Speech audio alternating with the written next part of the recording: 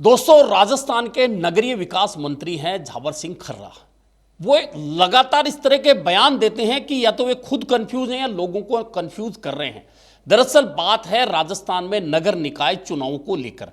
दरअसल 2 नवंबर को चुनाव हुए थे, ठीक 5 साल पहले, और राजस्थान के तमाम जो नगर निकाय, नगर निगम पार्षद थे, उनका तमाम लोगों का कार्यकाल समाप्त हो चुका है, क्योंकि 3 तारीख को रिजल्ट आया था और आज 8 तारीख है। इस ऐसे में 10 तारीख को राजस्थान के नगर निगमों के अंदर प्रशासक के रूप में संभागीय आयुक्त कमान संभाल लेंगे। और यह भी तय है कि राजस्थान में नगरीय निकाय के चुनाव मई जून या जून जुलाई से पहले नहीं हो सकते। इसके बावजूद राजस्थान के नगरीय विकास मंत्री जो जब से मंत्री बने तब से एक प्रदेश एक चुनाव की रट लगाए बैठे हैं, लेकिन वह चुनाव कैसे होगा इसे लेकर राजस्थान सरकार अभी तक तय ही नहीं कर पाई है।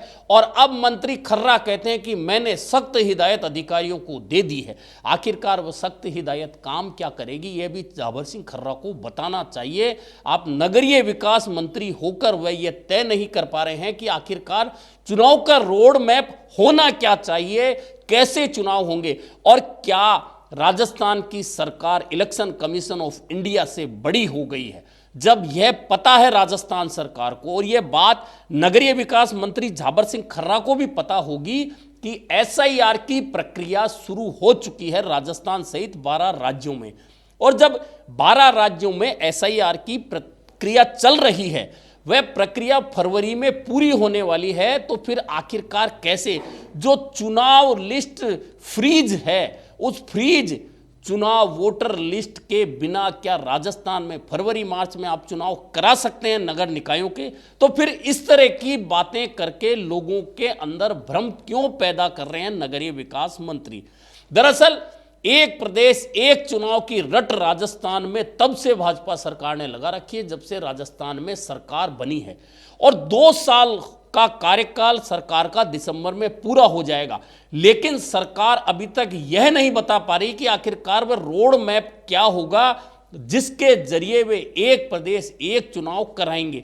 जब आप नगरीय निकाय चुनाव नहीं करा पा रहे, जब आप पंचायत चुनाव नहीं करा पा रहे, और बात कर रहे हैं एक प्रदेश एक चुनाव की, दरअसल कांग्रेस जो निशाना साध रही है भाजपा सरकार पर कि भाजपा सरकार हार के डर से यह चुनाव नहीं करा रही है, कहीं ना कहीं यह सही भी प्रतीत होता है। क्योंकि अगर सरकार की मंशा थी कि खर्चा ज्यादा होता है, बार बार आचार संहिताएं लगती है, चुनाव एक साथ हो जाएंगे तो आचार संहिता नहीं लगेगी और एक बार में सारा काम हो जाएगा, और राजस्थान के जो विकास के काम है उन्हें बार बार रोकना पड़ता है, वह नहीं रुकेंगे।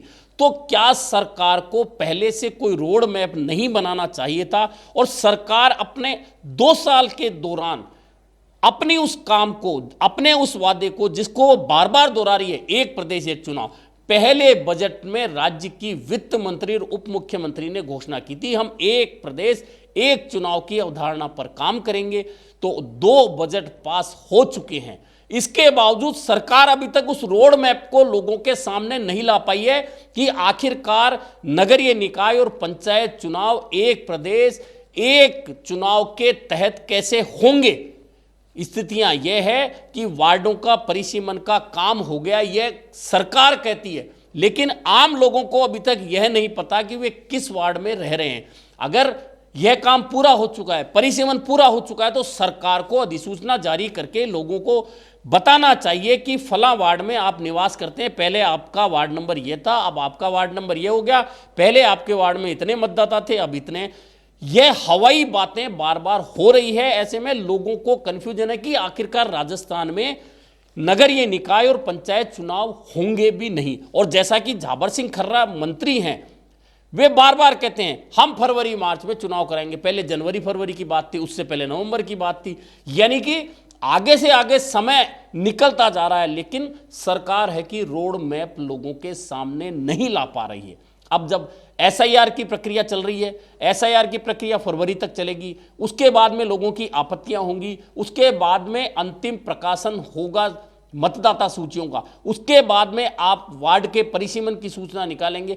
वार्ड जब लोगों के सामने आ जाएगा कि यह उनके वार्ड है। उसके बाद संशोधित जो भी होगा वह संशोधन होगा। उसके बाद वार्ड के हिसाब से मतदाता सूचियां बनेंगी। उसके बाद के अंदर आप चुनाव प्रक्रिया शुरू कर पाएंगे। और उसमें भी महत्वपूर्ण बात है कि जब यह सारा काम हो जाएगा तो सबसे महत्वपूर्ण है आरक्षण। और आरक्षण कब होगा? जब ओबीसी कमीशन अपनी रिपोर्ट दे देगा। और राजस्थान में ओबीसी कमीशन की तो काम ही शुरू नहीं हुआ है। जब काम ही शुरू नहीं हुआ तो ओबीसी कमीशन अपनी रिपोर्ट तैयार कैसे करेगा? और रिपोर्ट जब तैयार नहीं होगी तो वह देगा कैसे? और जब वह देगा नहीं तो आरक्षण की लॉटरी कैसे निकलेगी? और बिना आरक्षण की लॉटरी के चुनाव नहीं हो सकते। यह सरकार नहीं जानती या मंत्री नहीं जानते। इसके बावजूद राजस्थान की जनता को बार बार एक प्रदेश एक चुनाव के नाम पर कंफ्यूज करने का प्रयास लगातार हो रहा है। और नगरीय विकास मंत्री झाबर सिंह खर्रा ने यह बात फिर दोहराई है। लेकिन यह तय मानकर चलिए, राजस्थान में मई जून से पहले नगरीय निकाय नगर निगमों के चुनाव होना संभव नहीं है, क्योंकि एसआईआर की प्रक्रिया जब फरवरी में पूरी होगी, यानी कि तब तक वोटर लिस्ट फ्रीज रहने वाली है।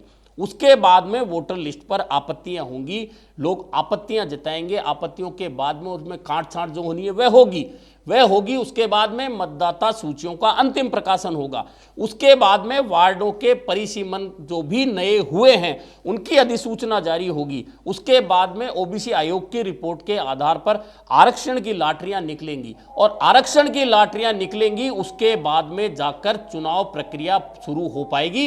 इससे पहले चुनाव प्रक्रिया शुरू होना संभव नहीं है। इसके बावजूद ऐसा क्या मकसद है कि राजस्थान के नगरीय विकास मंत्री बार बार अलग अलग बयान देकर इस तरह की बातें करके लोगों को कंफ्यूज करने में लगे हैं।